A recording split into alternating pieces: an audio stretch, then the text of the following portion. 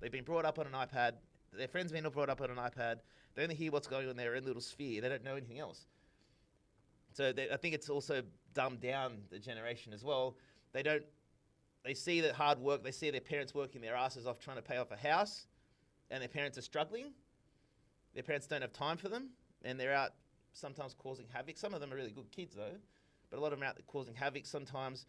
But I'll be honest, most situations I've had where an e-bike comes past me, say I'm walking my dog or something, and they'll ring their bell and say, thank you, excuse me. Like 90% interactions are really sweet. Yeah. You know, but then again, I'm very grateful to be in the Shire where our biggest social issue is an e-bike, because if you go to, you know, western suburbs, you know, say on their Facebook pages, oh, did you guys hear those gunshots at 3 a.m.? You know, we don't get that here. So just on the topic of this, and I'll cut that word out. With the on this topic with the e-bikes, and like you just said in the Shire, but then also other suburbs where you go to. So one thing I've noticed is I'm from Ipswich in Queensland, and the e-bikes there. So obviously Shire is quite, you know, posh and it's a bubble. It's its own bubble, correct. And yes. But one thing that I found in Ipswich, the e-bikes are used for a lot of people that shouldn't be using them, whether or not they don't have their license, don't have to drive cars. So just transport purposes. Exactly. You're right. It does bring up another thing of, if the thing does have a motor, I understand that obviously, you know, you hit someone's car, someone hits you. There's this whole legal insurance thing where there's, you know, a 12-year-old kid's not going to have an insurance policy. So you're right. Yeah. That whole safety aspect that needs to be worked out. But say like when I go to Japan, they've worked it out. They've got rego plates on them. And the ones that they hire, they've got docks, and you put them back in the dock, and they're all neat, and they've got respect, and their whole culture is all about respect, and their crossings, the way that they work. They work because people respect the culture, and, it's red, I'm going to stop now. But here, no, I'm not going to stop. And here, there's a bike I can hire, but I don't have to put it in a specific place. I'm going to throw it in a river. I want to put it up in a tree. It's this whole thing in Australia, this lack of respect for things. It's a big thing. There's just this big lack of respect, and because they're so bored and there's nothing to do, and they go out just. But how can they be bored? That's what I'm There's nothing. Got. There's no. Yeah, it's weird. They've been. It's a hard one. It's bored in a way of, because they're so overstimulated in their natural state. They've always got something pumping them with lights and sounds, and we didn't have that. You know, if we were home, it was quiet. No, not in this brain. I've got ADHD, sorry. Oh, no, I'm saying like when we were young, you know, we'd go home, it was our quiet place. And that was it. And you might have a Nintendo or something to play with. Commodore 64. Yeah, you might have a common thing that you'd play with your parents that you'd have to ask permission for. Now they've got these things they can carry with them, and they have them in their bed, and they're overstimulated, and everything is boring to them. And plus, there's not much to do on the outside anyway. But can we talk about Roblox and things like that? Have you guys seen these games? Oh, they're next level. They are like, this is what's bringing up our children now. And I don't have kids. You've got kids. You probably see it. You've got young ones. They probably. Yeah. This game, it's got no graphics. Like, the graphics just blocks. It's shocking, isn't it? Yeah. It's terrible. And the characters that they're trying to collect, they're called Brainrots. Have you seen that? No, I haven't seen that one, though. I was watching my little 6-year-old nephew.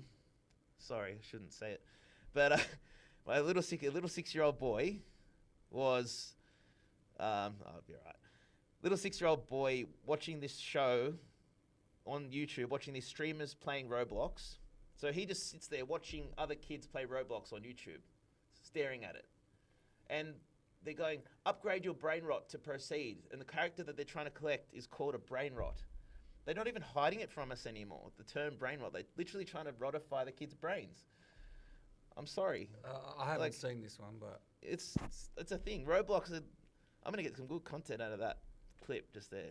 Like, a lot of people agree with it. Like, the character's called... It's like playing tag in a video game. And then, I don't know, you'd know more about it than I do. Your kids probably play it. They're probably that age. Roblox, Yeah, I don't understand. And then anyone can join in, and you've got grown men that can talk to them through the game. Exactly. That's exactly right.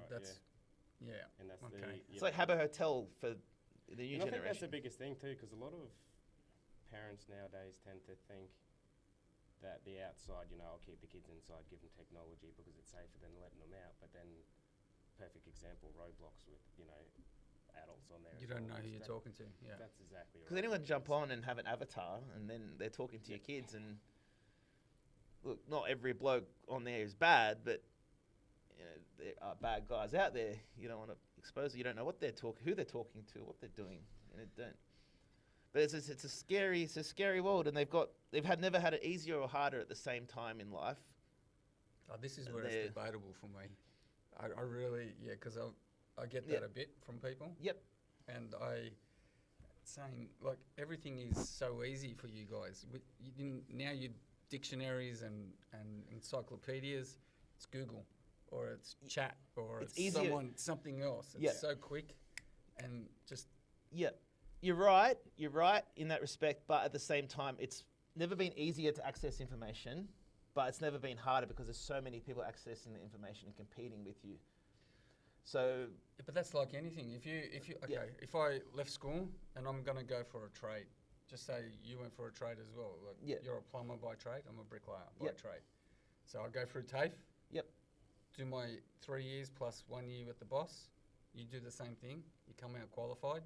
Whether you go work for yourself in the next few years after that, but you still physically had to show up to TAFE oh yeah, to do your Yep. practicals and yep. stuff there. But your in tests. school now, they're not told to do a trade. They're told to go to university. The schools are now just a university farm. It's a pump out children to go to university so that they can feed the university system. They're not being told to become tradies. But some of the most successful people I know are tradies. But in school, they're not told to do that. They're told, oh, go get a marketing degree, or go get a degree in IT, or go get a degree in whatever. And then they end up on a pile of thousands of resumes with, and all the new arrivals that are coming to the country as well. They're all going for the jobs that involve sitting as well. And now these kids don't see the point. They're going, I know a lot of young people that have gone and been indoctrinated, and they come out of university with a degree and they apply for jobs and they can't find them. And they're sitting on a pile of thousands of resumes per job, competing against people that are coming that want to do it for cheaper. And then going back to the trade thing, they've been told their whole life through school that if you do a trade, it's no good. A lot of schools don't push trades. I don't know about it now, but they didn't push trades when I was in school. I don't know. They didn't push. Yeah, but then There's you get a- a HEC stat as well on And top then, of that. yeah, it's like a trade is an advantage. It's hard. You're breaking your back, and I respect people that do it. And it's hard, and that's what the kids are scared of. They're scared of that initial hard work. Oh, I'm not going to work for $400 a week. Oh, I'm not going to do that. But at the same time, technically, you will be working for less because you're going to be paying off a debt. So your first 10 years of your life, you're going to be in debt. Yeah, but see, So it works out the same, or worse. my piece of advice would be to young people because I've had people ask me, like, should I get into a trade? How long you've been in it? And I told them like 35 plus years, but have a backup plan. So if you're in your Can't do it forever, yes. mid 30s, mid 40s, have an exit You need plan that, that okay, I'm this point and then I'm getting out. Make money as fast as you can and get out, because you cannot do these trades forever. That is a very, very good point.